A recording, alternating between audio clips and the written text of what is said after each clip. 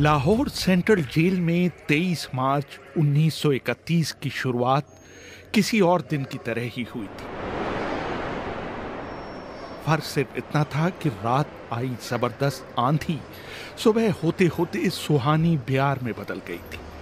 लेकिन जेल के कैदियों को उस समय थोड़ा अजीब सा लगा जब 4 बजे ही वार्डन चरत सिंह ने उनसे आकर कहा कि वो अपनी अपनी कोठरियों में चले जाएं। उन्होंने इसका कोई कारण नहीं बताया। उनके मुंह से सिर्फ ये निकला कि ऊपर से आदेश है। अभी कैदी सोच ही रहे थे कि माजरा क्या है। जेल का नाई बरकत हर कमरे के सामने से फुसफुसाते हुए गुजरा कि आज रात भगत सिंह, राजगुरु और सुखदेव को फांसी दी जाने वाली है।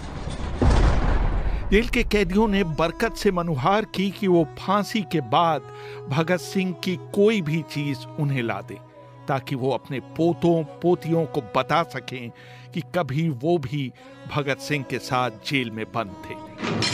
बरकत भगत सिंह की कोठरी में गया और वहां से उनका पेन और कंघा ले आया। सारे कैदियों में उस पर अधिकार जताने की होड़ सी लग गई। आखिर में इसके लिए ड्रॉ निकाला गया। अब सब कैदी चुप हो चले थे। उनकी निगाहें उनकी कोठरी के सामने होकर जाने वाले रास्ते पर लगी हुई थी। भगत सिंह और उनके साथी फांसी पर लटकाए जाने के लिए उसी रास्ते से गुजरने वाले थे। एक बार पहले जब भगत सिंह उसी रास्ते से ले जाए जा रहे थे तो पंजाब कांग्रेस के नेता भीमसेन सच्चर ने ऊंची आवाज कर उनसे पूछा था, आप और आपके साथियों ने लाहौर षड्यंत्र केस में अपना बचाव क्यों नहीं किया? भगत सिंह का जवाब था, इनकलाबियों को मरना ही होता है, क्योंकि उनके मरने से ही उनका अभियान मजबूत होता है, अदालत में अपील से नहीं। वार्डन चरत सिंह भगत सिंह के खैर ख्वाह थे और अपनी तरफ से जो कुछ बन पड़ता था उनके लिए करते थे। उनकी वजह से ही लाहौर की द्वारकादास लाइब्रेरी से भगत सिंह के लिए किताबें निकालकर जेल के अंदर आ पाती थी। भगत सिंह पर खासा काम करने वाले चमन लाल अपनी किताब भगत सिंह डॉक्यूमेंट्स में लिखते हैं, भगत सिंह को किताबें पढ़ने का इतना शौक था कि एक बार उन्होंने अपने स्कूल के साथी जयदेव गुप्ता को लिखा था कि वो उनके लिए कार्ल लीबनेक की मिलिट्रिज्म, लेनिन की लेफ्ट विंग कम्युनिज्म और अपटन सिनक्लेयर का उपन्यास द स्पाई कुलबीर के जरिए भिजवा दें। भगत सिंह जेल की कठिन जिंदगी के आदी हो चले थे। उनकी कोठरी नंबर 14 का फर्श पक्का नहीं था, उस पर घास उगी हुई थी। कोठरी में बस इतनी सी जगह थी कि उनका 5 फीट 10 इंच का शरीर बमुश्किल उसमें समा पाए। भगत सिंह को फांसी दिए जाने से 2 घंटे पहले उनके वकील प्राणनाथ मेहता उनसे मिलने पहुंचे थे। मेहता ने बाद में लिखा था कि भगत सिंह अपनी छोटी सी कोठरी में पिंजड़े में बंद शेर की तरह चक्कर लगा रहे थे। उन्होंने मुस्कुराकर मेहता का स्वागत किया और पूछा कि आप मेरी किताब रिवॉल्यूशनरी लेनिन लाए या नहीं। जब मेहता ने उन्हें किताब दी तो वो उसे उन्हीं के सामने पढ़ने लगे, मानो उनके पास अब ज्यादा समय न बचा हो। मेहता ने उनसे पूछा कि क्या आप देश को कोई संदेश देना चाहेंगे? भगत सिंह ने किताब से मुंह हटाए बगैर कहा, सिर्फ 2 संदेश, साम्राज्यवाद मुर्दाबाद और इनकलाब जिंदाबाद। इसके बाद भगत सिंह ने मेहता से कहा कि वो पंडित नेहरू और सुभाष बोस को मेरा धन्यवाद पहुंचा दें, जिन्होंने मेरे केस में गहरी रुचि ली थी। भगत सिंह के साथ ही रहे शिव वर्मा अपनी किताब रेमिनिसेंसेस ऑफ फिलो रिवॉल्यूशनरीज में लिखते हैं, मैं भी उसी जेल में था जिसमें भगत सिंह को रखा गया था। एक शाम हमारी जेल के ताले खोले गए और हमसे बाहर निकलने के लिए कहा गया। सरकार चाहती थी कि भगत सिंह की फांसी से पहले हमें वहां से हटा दिया जाए। गेट की तरफ जाने से पहले जेल के सुपरिटेंडेंट ने हमसे पूछा, क्या तुम अपने कॉमरेडों से मिलना चाहोगे? हमें भगत सिंह की कोठरी के बाहर ले जाया गया। उन्हें देखते ही मेरी आंखों में आंसू आ गए। भगत सिंह ने मुझे कहा, ये भावुक होने का समय नहीं है, जल्दी ही मैं सारी चिंताओं से मुक्त हो जाऊंगा। तुम वादा करो कि तुम हार नहीं मानोगे। इतना कहकर उन्होंने सींगचे से अपने हाथ बाहर निकालकर मेरे हाथों को पकड़ लिया। जैसे ही जेल सुपरिटेंडेंट ने ये दृश्य देखा, उसने चिल्लाकर आदेश दिया, मार्च। ये मेरी भगत सिंह से आखिरी मुलाकात थी। भगत सिंह से मिलने के बाद मेहता राजगुरु से मिलने उनकी कोठरी पहुंचे। राजगुरु के अंतिम शब्द थे, हम लोग जल्द मिलेंगे। सुखदेव ने मेहता को याद दिलाया कि वो उनकी मौत के बाद जेलर से वो कैरम बोर्ड ले लें जो उन्होंने उन्हें कुछ महीने पहले दिया था। मेहता के जाने के थोड़ी देर बाद जेल अधिकारियों ने तीनों क्रांतिकारियों को बता दिया कि उनको वक्त से 12 घंटे पहले ही फांसी दी जा रही। अगले दिन सुबह 6 बजे के बजाय उन्हें उसी शाम 7 बजे फांसी पर चढ़ा दिया जाएगा। भगत सिंह मेहता द्वारा दी गई किताब के कुछ पन्ने ही पढ़ पाए थे। उनके मुंह से निकला, क्या आप मुझे इस किताब का एक अध्याय भी खत्म नहीं करने देंगे? भगत सिंह ने जेल के मुस्लिम सफाई कर्मचारी बेबे से अनुरोध किया कि वो उनके लिए उनको फांसी दिए जाने से एक दिन पहले शाम को अपने घर से खाना लाए।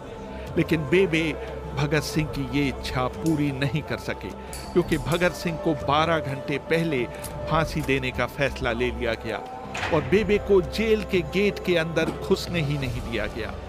थोड़ी देर बाद तीनों क्रांतिकारियों को फांसी की तैयारी के लिए उनकी कोठरियों से बाहर निकाला गया।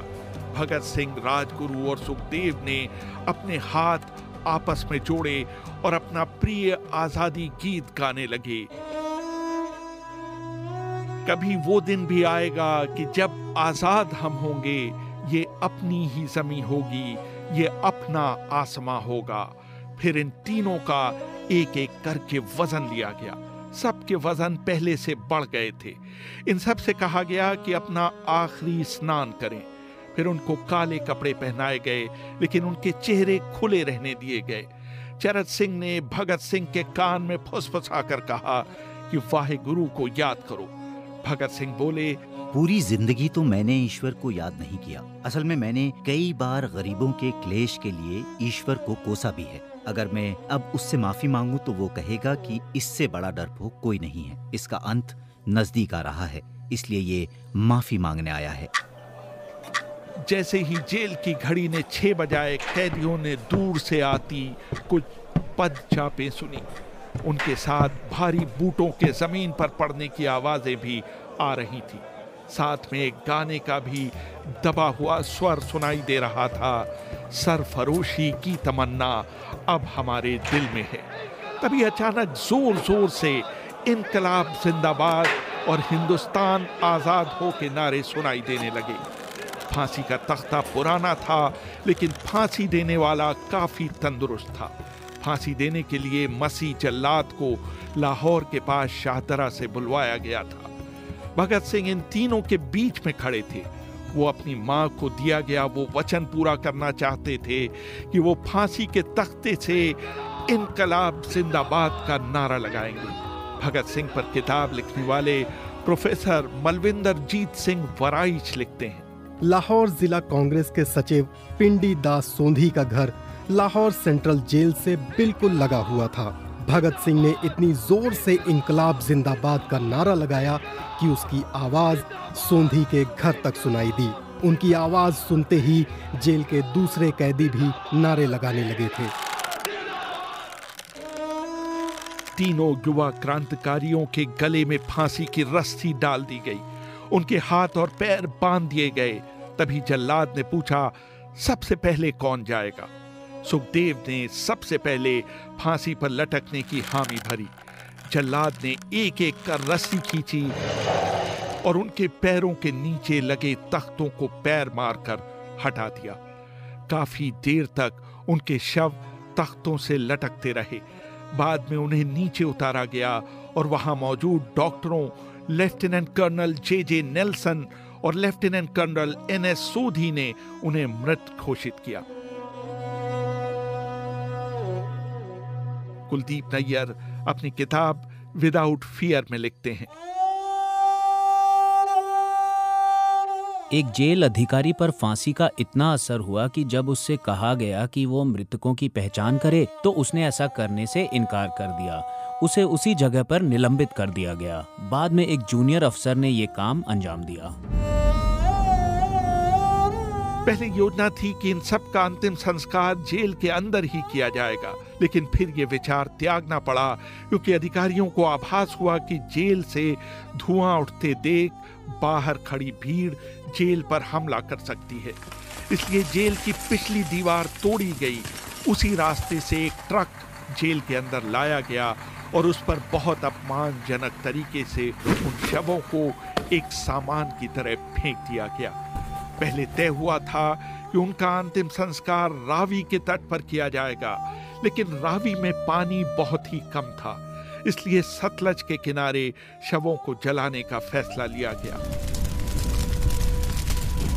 उनके पार्थिव शरीर को फिरोजपुर के पास सतलज के किनारे लाया गया। तब तक रात के 10 बज चुके थे। इस बीच उप पुलिस अधीक्षक कसूर सुदर्शन सिंह कसूर गांव से एक पुजारी जगदीश अचरज को बुला लाए। अभी उनके शवों में आग लगाई ही गई थी कि लोगों को इसके बारे में पता चल गया। जैसे ही ब्रिटिश सैनिकों ने लोगों को अपनी तरफ आते देखा, वो शवों को वहीं छोड़कर अपने वाहनों की तरफ भागे। सारी रात गांव के लोगों ने उन अधजले शवों के चारों ओर पहरा दिया।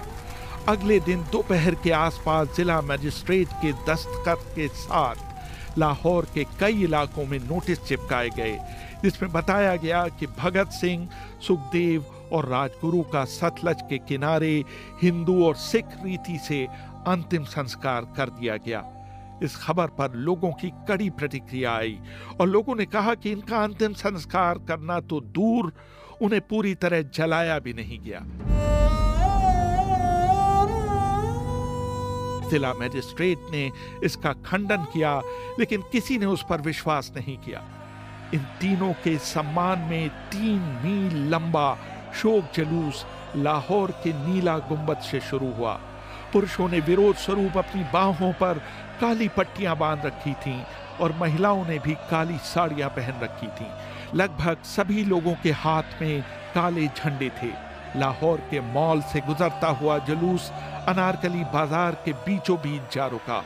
यकायक पूरी भीड़ में उस समय सन्नाटा छा गया जब घोषणा की गई कि भगत सिंह का परिवार तीनों शहीदों के बचे हुए अवशेषों के साथ फिरोजपुर से वहां पहुंच गया है। जैसे ही 3 फूलों से ढके ताबूतों में उनके शव वहां पहुंचे, भीड़ भावुक हो गई।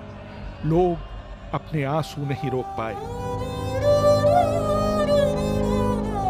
वहीं पर एक मशहूर अखबार के संपादक मौलाना जफर अली ने एक नज्म पढ़ी, जिसका लब्बो-लबाब था कि किस तरह इन शहीदों के अधजले शवों को खुले आसमान के नीचे जमीन पर छोड़ दिया गया। उधर भगत सिंह की फांसी के बाद वार्डन चरत सिंह सुस्त कदमों से अपने कमरे में पहुंचे और फूट फूट कर रोने लगे। अपने 30 साल के करियर में उन्होंने सैकड़ों फांसियां होती देखी थीं, लेकिन किसी ने मौत को इतनी बहादुरी से गले नहीं लगाया था जितना भगत सिंह और उनके 2 कॉमरेडों ने।